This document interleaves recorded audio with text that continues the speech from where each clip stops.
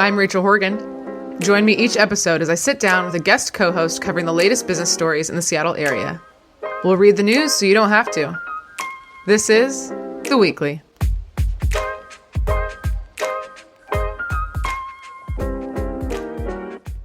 Hello, everybody. I just came off the KUOW podcast. I'm in the big leagues. It was so cool and fun. They do this thing called Casual Fridays. It's a podcast called Seattle Now, and every Friday they have more of a kind of chill conversational episode, which fits right in with my personality. And they have two people that they interview. The other person was Todd Bishop from GeekWire. And we've had John Cook on from GeekWire. The co-founder is Todd, and I just had so much fun with him. So that was very cool. That comes out Friday. So this will already be out by the time this episode comes out. My other update is that it's my mom's birthday today. So happy birthday, Mom. And my birthday is Monday. We're a couple of Scorpios. Watch out. Those are my updates. And I do want to give a warning that in this show, we are going to be talking about death quite a lot. So if that's feeling not good or you're not interested or whatever, no worries. We'll check you back on the next episode. So sitting next to me is Katrina Spade, founder and CEO of Recompose. Hello. Hi there. So there's one update that I didn't say at the top of the show because I wanted to get your take on it, which is this morning I was at the PWHL, the women's hockey team. They had a press release at Mopop, and they released their new team name and logo. And are you following hockey? This is so exciting because I've been wondering, but I haven't been following, so I don't know what it is, but I'm dying to know. Okay, so I'm going to tell you and I'm going to show you. It's the Seattle Torrent. Okay. I wasn't totally sure what that was, but it's like a strong water. Like I was thinking like a current sort of, but similar. And here I'm showing Katrina the logo on my computer. All right. Take it in. All right. Okay. Taking it in. I have some thoughts. And you have a design background. Well, I'm going to do your whole bio in a second, but you have a design. That's more building design, or do you feel technically architecture? Yeah. Architecture. Yeah. Okay. But tell me your thoughts. But I have opinions on all of it. First of all, I love the idea because someone was thesaurusing water, right? Because all of the sports teams are about water, right? We've got storm and rain, which kind of play on words, but yeah. Mm-hmm. Yeah. Mm-hmm. Good point. I can spell. Yeah, no, I like the torrent. It's it's like a waterfall, right? It's like got a lot of force to it. Yes. Mm-hmm. Yeah, force of nature. Yeah. And that's what they went with. So at the press release, it was really cool. I talk a little bit about in my KUOW episode, but everybody in the community came to support. I get emotional just like how women's sports is growing. So it's going to be really, really cool to see the games. First game is away on November 21st, and the first home game is November 28th. Are you going to be going? I sure would love to. That's so exciting. You said you played? I played my sophomore year in high school in New Hampshire. So that was there were a bunch of Canadians on the team. It was good stuff. You should have auditioned or tried out. Audition. A little dancing on ice. Okay, so a little bit about you. So Recompose is a company that pioneered human composting. It's an alternative to burial and cremation. Katrina has her master's degree from UMass Amherst, where she developed the concept and led to Washington becoming the first state to legalize this in 2019. Prior to that, she was, as I mentioned, a co-founder of a design build company. So I've been talking about you in this episode to like my friends and my mom and all of this. And one question that keeps coming up that I can't quite find the answer to online is how you went from architecture school to human composting, because you weren't like a scientist or anything like that. So what was that kind of hard left turn? Yes. So I had turned 30 a couple years prior when I started architecture school, which is a bit late, right, for a master's. And I was feeling my mortality. Yeah. Now I laugh because, 30. Okay. Yeah. But no, so I was like feeling mortal. My kids were little. They were growing up so fast every day. And I was like, oh my God, I'm growing up that fast too. How mortal of me. Mm-hmm. And so I took that seed and ran with it in terms of architecture school. And immediately got me to the funeral industry, which is a fascinating topic. Mm-hmm. And I just went with it. And, I can get into a little more about what what is, but it was such a luxury to be thinking about design and have that time and space of school to think about. So you were thinking about designing funeral homes, or you just were like, no, your mind is wandering? I was like, what would my family do with my body when I die? I don't want to be cremated. I don't want to be buried. How is this industry not innovated in hundreds of years? Well, I know why, because we keep it at arm's length, but that's how it started. And so I was like, well, what would I want? Just like not as a business idea at all. Just what would I want for my body? And then I found out about this practice that farmers use to compost livestock. So the science is there. Oh, like cows and such. Yeah. Cows and horses, yeah. Wow. And so that was kind of like light bulb moment for me. Yeah, very cool. I like that when companies start with, what do I want? I've heard that from a few people, and similar for me. I wanted a podcast with the news, and that's a great place to start. We're going to dive into a few stories today. So the first one this was just the tip of the iceberg. We're going to dive really deep into the business of death. There were, if you can believe it. So I was looking for the top news stories, and oftentimes I try to find something that sort of relates to the industry. And I was like, well, that's not going to happen. How am I going to find an article about like death and cremation? That's just not going to happen. Literally, an article published like this week about what people are doing with cremation. So that really worked out in my favor. So the business of death will be our first topic. Then we'll talk about the Crocodile has closed 2 of their smaller venues, Madame Lou's and Hereafter. And then lastly, we'll talk about Urban Visions acquiring a Grand Central block. So, Katrina, let's get into it. There's kind of 2 articles. I sent you one that was a little bit from earlier on in this year. One is kind of about what people are doing with kind of creative things people are doing with cremation. And the other one is kind of about the funeral and cremation industry as a whole. So I'm going to do my best, but you're obviously an expert in this, so you can jump in. The first one was talking about, there's this company called Artful Ashes, which is memorializing some of the cremation ashes within glass art. Very Seattle, glass blowing, all of that. And more people prefer cremations as cost of burials have gone up. So they're doing more of that. There was another company they mentioned that was doing sea burials. So this private charter company kind of takes them out into the water and lets them scatter the ashes.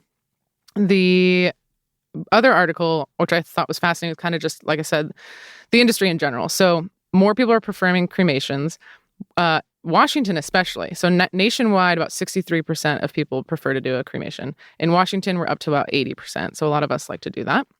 And we're also just seeing an increase in deaths. So there was like about 900. One company had about 900 cremations a couple years ago, and now it's up to over 3,000. So in just a couple years, that's an incredible amount of increase.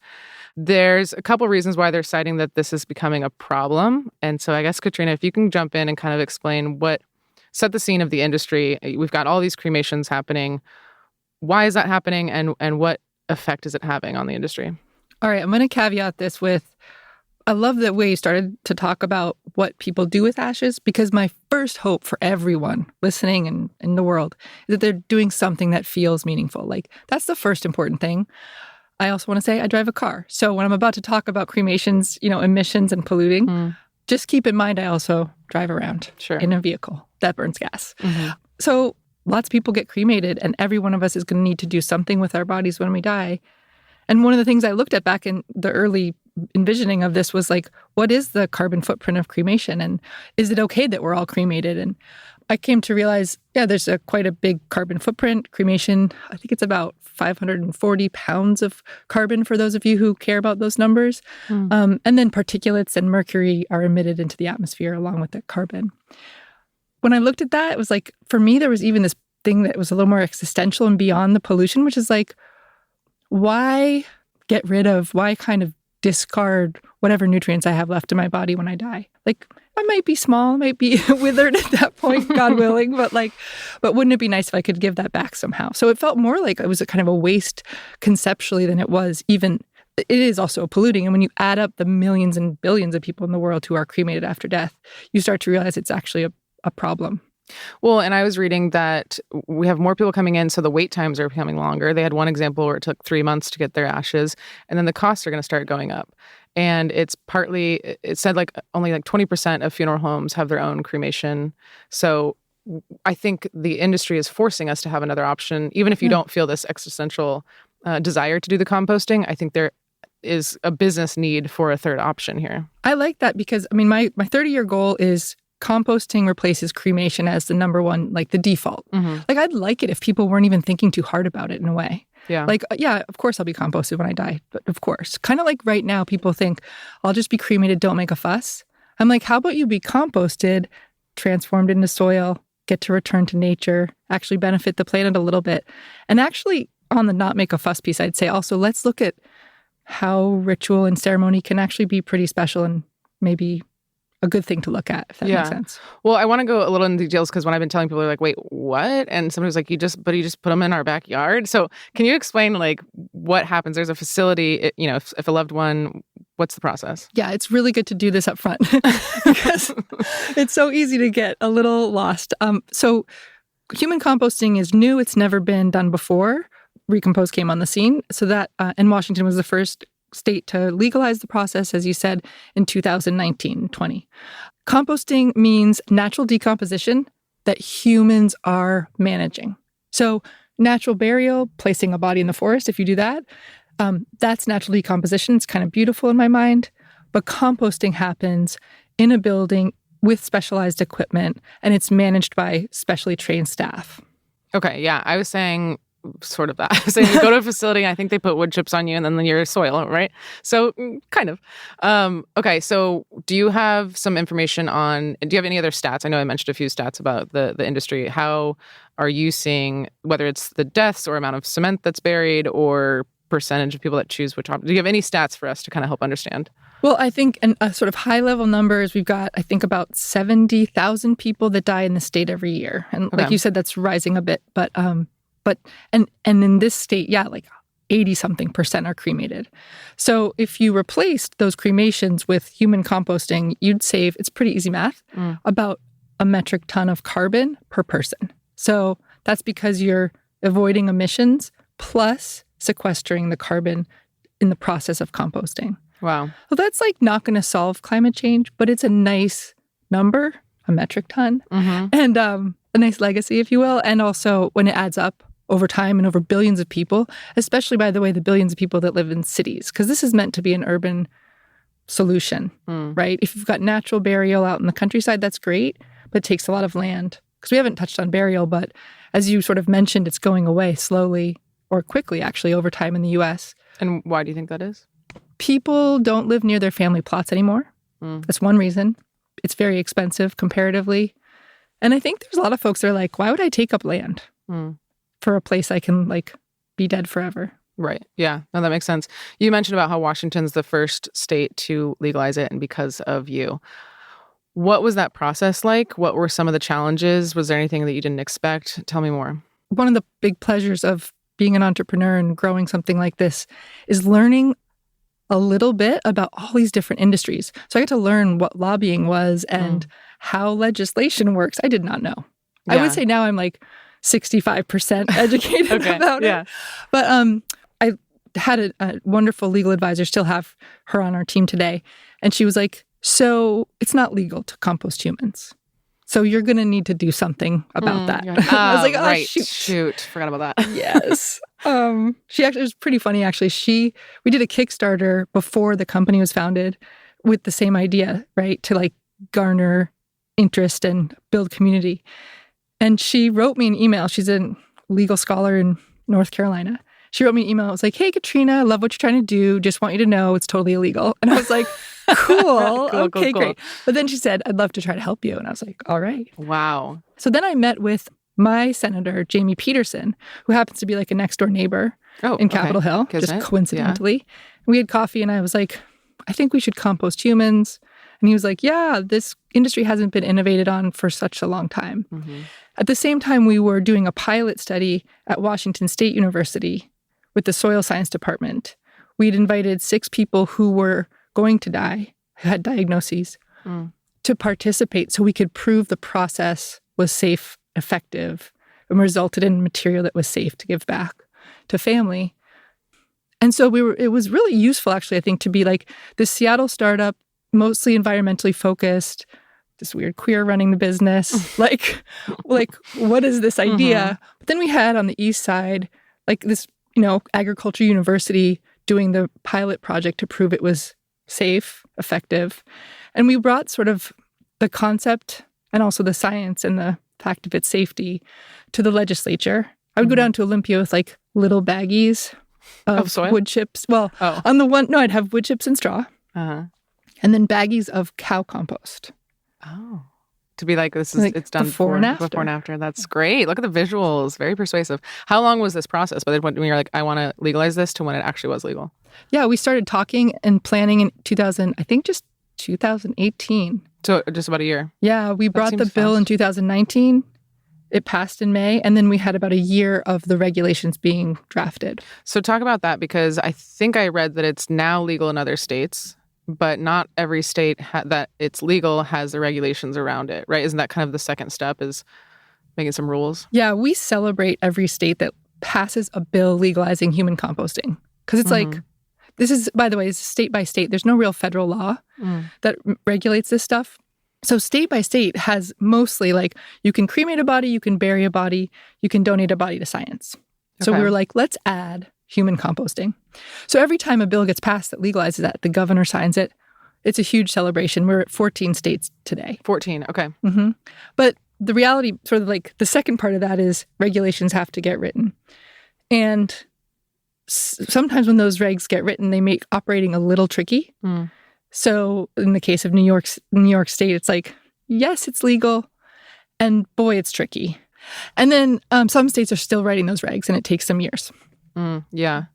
So are people coming from other states to here since the other ones aren't able to do it? Is that allowed? Yes, it is allowed. You can fly somewhere else to be cared for after you die. Yeah. In fact, like it's pretty common that there'd be a body on an airplane. Well, you might have seen White Lotus. Oh, yeah. You die on vacation. Yeah. Right. Okay. They're everywhere. In one of your TED Talks I watched, and I think it was 2016, one of the visions you had was to create these facilities all over the globe. So I wanted to check in now in 2025. How is that going? Has that goal shifted? What issues did you run into? It's really hard that you just said those dates to me. Oh, no. No, it's okay. But you know how it is. I mean, it's like step by step. It takes time. Everything takes time. Our goal is to open regional facilities. So I'd love to have like 5 around the U.S. And then we're looking at partnering in franchise sort of situation with international companies. Because we've had a lot of interest from different companies around the globe, but usually they have legality they need to work on too. So what other, besides that, how do you think about scaling with Recompose? Are you wanting to do more in this facility in Washington? What does that look like for you? Yes, for those who are like, well, if I can't get cremated, what can I do? The answer is call Recompose and we'll take care of you. We do have capacity. We've got space for folks. So we're still growing in Seattle. And I'd love to be on the East Coast soon. Definitely looking at California as well. Yeah, well, the demand will always be there. It's true. Yep. Okay, one more question on this, which is you mentioned the importance of ritual and how I think we've kind of strayed away from that with death sometimes. Why is that so important and why is that kind of part of your pitch for your company? Well, actually, it goes back to the design idea, right? So when I came up with the idea of composting humans, it occurred to me, plus I just love good design. But also I felt like if I'm going to bring something that's like a little weird to offer the world, it probably should be couched in good design. Or it's going to benefit it to be like, don't worry, it's not scary. Yeah. It's beautiful. Even soil is beautiful, right? Plants, trees, that's all gorgeous. Our facility in Soto, we're open for tours. We love to have people come and see it. Ooh, I want to come. Okay. Please do. On your birthday. Oh my gosh. That could be dark, but okay. Yes. I can guarantee it will be dark because it's 5 p.m. When I talked to my mom today, because it's her birthday, she was like, what's the name of the company? Maybe I should do it. So you have probably a new customer when it's time. Actually, I have a gift for your mom that you should give her. Okay. Recompose membership. We'll talk about that in a minute. You can tell. Okay, yeah. Finish the ritual and then tell me about that. Well, anyway, so, again, I'm not really like a woo person exactly, or maybe, I don't know, maybe I am, but like not in my day-to-day. And yet there was this idea that people kept saying like, cremate me, don't make a fuss. Like, and then people's ashes end up like in the garage. And I'm like, I'm pretty sure that the event of someone's death is the moment to make some sort of transitional event, some sort of marking of that moment. Yes. It doesn't have to be religious at all. It doesn't have to be extra fancy, but like do something because it happens once for all of us. Yeah. And it's a big deal. So anyway, I've taken a little bit this idea of composting humans and saying, look, world, we've got this new thing that we think you're going to like, transforming your body into soil. But with it, since you don't know how, like, what is that? How do I do that? We're going to bring these opportunities for you to have ceremony, kind of create a framework for ritual in our space in Seattle. Meaning, so like if I have a loved one, I can go to the Recompose site and you'll guide us through a ceremony. Right. Is that right? Okay. Yeah, and we've created like a threshold vessel, for example. We compost bodies in vessels in the greenhouse, we call it. And on the way to the greenhouse is the threshold vessel. And during a ceremony, we'll place a person's body in that vessel as like a way to like mark the transition. Mm-hmm. I love that. I think it is really important for some sort of ritual or event, I think especially for the grieving process. You mentioned recompose? Pre-compose. Pre-compose. Tell me more about that. So pre-compose, my sister-in-law came up with that name. Thank you very much. Yeah. Pre-compose is our pre-need or pre-arrangement program. So many of the people we care for come to us. They call us when someone died. Yeah. We're open 24/7 for that call. But then we've got lots of people from 20 years old all the way through their 90s who've prepaid with Recompose. And so it means when you die, you want to be composted. Yeah. Not to go too logistical, but what do you do with that capital? Yeah. What's your I think strategy? It's a good question. Well, it's highly regulated in Washington State, so it actually goes into trust. And so after 30 days, Recompose can take 10% as operational revenue, but the rest stays in trust, accruing for, inflation for as long as you live until you take our services. That's so smart. Wow. Okay. All right, we're going to keep talking about it, but I am going to move on to the next article, which is 2 Crocodile venues closed. I want to be clear that the Crocodile and the hotel still very much open, and they're celebrating their 35th anniversary. But Madame Lou's, which was a concert venue for about 300 people, and then Hereafter, which is a stand-up comedy venue, which I've been to for about 100 people. There's also going to be layoffs. One, I can't remember which one is which. One closes December 20th, one is the 27th. If you have tickets for a show after that, they're trying to rehouse those to other venues. It's super, super sad. We just did this episode with Ben London on the music industry and how expensive it is to be an artist and how much we need those small to medium-sized venues to cultivate musicians to go up to the bigger venues.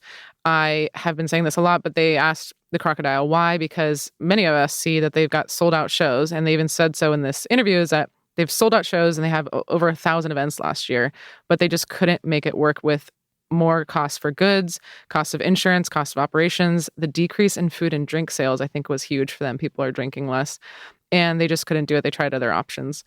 It doesn't bode well, I think, for not only the music scene, but also the restaurant industry. But this article kind of all talks about the rising costs of operating a business. So what are some costs that you have to deal with that maybe we wouldn't think about or not know about? Well, yeah, I just want to say it's sad. Mm-hmm. It's a bummer. I know we'll talk about it more, but for Recompose, we have some pretty basic familiar costs like a lease. We leased our building, by the way, so we'll get to that. Oh. We have a 10-year lease in our building in Seattle. In Seattle. And then staff, of course. And in terms of like cost of goods sold, we're using wood chips, alfalfa, and straw. We don't have a ton of inputs into our process. Yeah, so there's not like a machine. Like I think that's where a lot of the costs come from, like cremations or whatever. Is there like a... Yes, capital cost. Yeah, now I was just sort of talking about like expenses, operational, but capital costs we do have significantly. That's why we haven't scaled all over the country yet. It's because it is quite expensive to fit out a facility. We have a 22,000 square foot facility.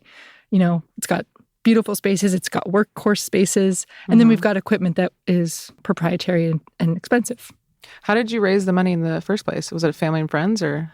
It's been all technically angels, all individuals, lots of high net worth individuals who just were like, this needs to exist. Mm-hmm.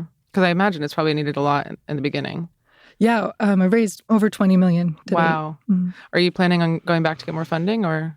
Yeah, I'm sure we will once we figure out exactly what the strategy is to scale. Yeah, that makes sense. Are tariffs affecting your costs right now for you? No, nicely. We've got our manufacturer is in the U.S., which is great. And we don't import anything. Yeah. Really. That is lucky. It's really lucky. And also I'd say I don't even know if I should say this, but the administration sort of, because it's state by state law, hasn't impacted us at all either. That is lucky. Knock on wood, doesn't seem like it would. Right. But backing up real quick on the raise, we actually are finishing up a Series A4, so I didn't want people not to know that they can get in touch. Oh, okay. Yeah. Yes. If you have money. Yeah, get in touch with me. Give us a ring. Another question on this in terms of kind of costs and your structure of your business. It seems like, correct me if I'm wrong, but on LinkedIn, it seemed like it started out as a nonprofit and then it shifted into a for-profit. Why did you start it that way and what was that transition like? So out of grad school, this was my thesis project. So I presented this idea. It was called then A Space for the Urban Dead. very space for the urban death. It's Okay. like sort of academic, right? Yeah. A little bit. It doesn't Very roll off the tongue as like architecture. a business No. name, but I Well, like it. wait for this then. Okay. So then that was just my thesis. And then I made a website and I like was collecting people's interest and names. I just couldn't let it go. And then I applied for a fellowship, got the fellowship, which was a big surprise because the jury was like Barclay's financial folks. Wow. And I was like, we should compost humans. And they were like, They're like, nodding. "Next." No, they were like, yes, here's They were some into money. it. Okay, good. So I got the fellowship. That's what told me things have changed or Okay. had changed. That was about 10 years ago. So I created a nonprofit because I didn't, I was still trying to understand what all of it was, called the Urban Death Project. Urban Death Project. I like that one. That one's a little better. Yeah. So then why switch it? What happened? So with that nonprofit, we did like a early proof of concept with the university in North Carolina. We figured out it wasn't legal yet. We did lots of building community. And then I was like, I need to raise millions of dollars, like a lot of millions of dollars. Yeah. Yeah. So I met with some great people who were like, you can create a company that holds your values. And I didn't want to have both. I was like, if I can't make a company that has the right values, then I shouldn't do it at all. Right. Like for a minute, I was like, I'll keep the nonprofit. I was like, but why? Did it feel like the nonprofit made it more mission driven and like making it a for-profit just felt slimy? Like was that, I think was it more of like a mental thing? yeah, for sure. Initially, that's how I felt. And so then I was like, well, I don't like either do it and do it fully and make sure your company can hold the values you find important, or like don't. Right. Yeah. And ultimately you did. Was there any challenge switching over to the for-profit any kind of lessons learned from that process? Oh gosh. I have a fabulous bad memory, which is kind of a helpful thing when you're an entrepreneur because you're like, and next, and next. Like okay. something horrible happens. You're like, I forgot. Whatever. I'm gonna It's black fine. that out. Yeah. I know my dad's always like, there were lots of hard times, Katrina. And I was like, really? Were there? Yeah. Yeah, no, I mean, it wasn't, I did it carefully and by the book. And what was cool was I had individual donors, a couple $1,000 here or $100 here. And some of them became investors. So I built a community and I was like, we're going to do this a different way, but we're going to do it. Yeah. Do you have a board? Oh, yeah. How did that come to be? I mean, actually, we just got some new members. It's been about networking, getting to know people, kind of figuring out who we need. Yeah. Yeah, that's awesome. Okay, we're going to move on to the last article again. We'll keep talking about this. So the last one is Urban Visions acquires Grand Central Block. So it's a developer called Urban Visions, and they acquired this kind of three vacant buildings area over in Pioneer Square. It's right by Occidental Park. And they paid $5 million, which is $40 million less than... I saw Wasn't that crazy? I was like, what? They're a discount. Giving it away.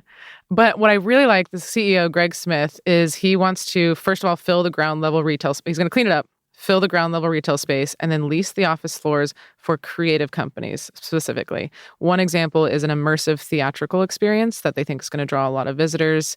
He's also part of Good Arts LLC, which is part of another organization that renovated buildings to supply affordable housing for artists. So he's really all about that, which I love to see. There's a separate article that he bought another Martin Seelig property alongside Diamond Parking. So he's kind of on a buying spree, which makes sense if something's $40 million cheaper than before, right? Any initial reactions to this article? Well, it's interesting in connection to the previous article because it's like, I think they talked about making sort of like theater space. I'm sure it's not a one-to-one, but it's like, how I think it goes to show sometimes the energy behind something new can go a long way. So, you might say, well, why are those other venues closing? This one's talking about selling food and presumably alcohol to make it work. And this other article is talking about how that doesn't work anymore. But sometimes the energy behind something can go a long way, I guess. Yeah, that's true. I think energy, marketing, different costs, different strategies. Yeah. And sometimes it's just one thing. Seniors graduate, freshmen come in, sometimes one thing ends, something starts. What's been your experience? You have this facility. What's been your experience leasing the building? You mentioned you had something to say. It's so much fun. I mean, something my favorite part about it is you find it's a warehouse space. And so then we're like, what can we do with this space? It had a lobby, but it was, dirty and it had some spaces that we could use and some we had to repurpose. And it's just like such a dream to like envision it. And then I go in there and I'm just like, I can't believe this is here. Still, it's been like 5 years we've been there. Yeah. That's not true, but almost. And it feels great. How is your architecture kind of played into leasing the buildings and creating it? You mentioned that's kind of lights you up, but how does that play into your role right now? I think mostly in terms of me just having opinions and feeling comfortable sharing them with people. I do think also, for Recompose Seattle, we got to work with Olson Kudning, the architecture firm here. Didn't they do the Space Needle? They did. They renovated the Space Needle. I've known Alan Maskin, who's one of the partners, for quite a bit of time, and he, has helped first the Urban Death Project and then Recompose along the way. And when it came time to fit out this building, I was like, we need your thoughts on this and your eye. And so he and his team created what we call the Gathering Space, which is this like kind of chapel-esque space in the facility. Smart. Where the threshold vessel is, where we have ceremony. And, it's like, it's so beautifully done and I think sort of understated in some ways. And we knew we wanted to run with nature as the design ethos. Mm-hmm. When someone comes to Recompose, if they're grieving, especially, when you're grieving, you might be confused. There's this new idea, human composting. You don't know what's going on. Right. We were like, when people get to us, we do not want to be clever. We don't want to be, cutesy. Like, let's just show them that this is all about nature with our design. So we really ran with that. And I think you can see the through line. Yeah. Do you have an architecture pet peeve in general? Well, actually, I have a phobia. Oh, great. Yeah. Okay, what is it? Which is that people are like, oh, you went to architecture school. Who's your favorite architect? And I panic. Yes. Okay. Mm-hmm. I know this well because I've been doing a little bit more interviews where I'm on the other side. And a common question is, who's your dream guest? And I'm like, I don't know a single person. I literally don't know idea. people. I've been saying Melinda Gates. But I'm like, is that even true? Or am I just naming the most famous person I can think of right now? I think you should just keep doing that. I'm so glad you relate to that. One more on this, then we'll start to wrap up. But this article talks a lot about the CEO, like I said, wants to create a space for artists and also entrepreneurs. You are obviously an entrepreneur. What advice do you have for others that are listening, other entrepreneurs listening? Well, number one is it's not all that sexy. Oh. In general. Just be ready for that. It's consistency. It's waking up every day and being like, what needs to happen? Trying to do it. Looking at one thing that was actually cool about learning about architecture and that profession is like architects need to see the whole big, bold vision.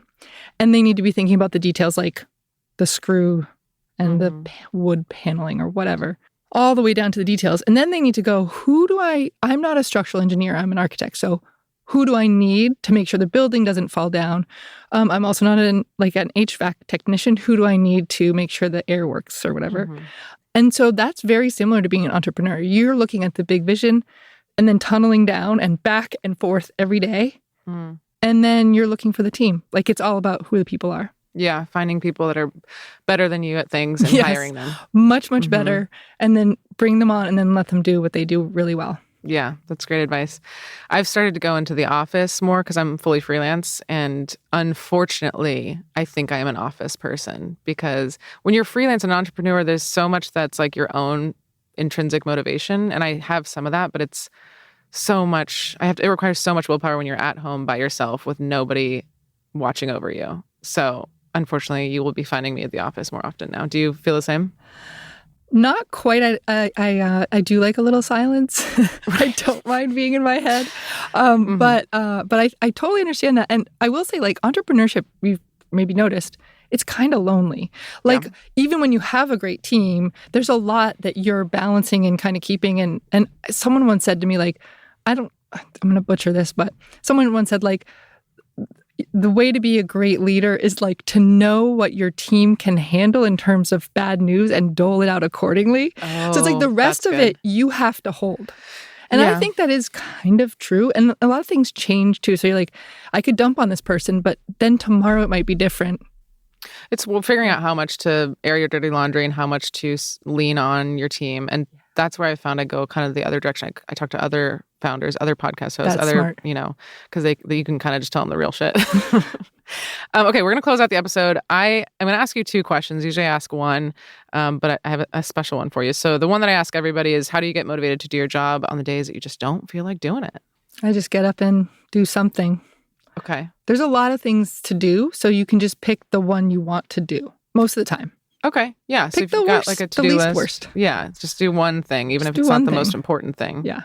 And then, yeah, what's in motion stays in motion. What's at rest, rest. I don't know if you've heard that. I mean, it's obviously a physics thing, but if you just start doing one thing, like just put your shoes on, even if you're trying to go for a walk or whatever, just go out the door. Just do one thing and it'll kind of lead to another motion. I think that's good. I do like that. Also, another one my friend said recently is put it away, don't put it down. Like you got to write an email, just put it away. Wait, is that right? That can't be right.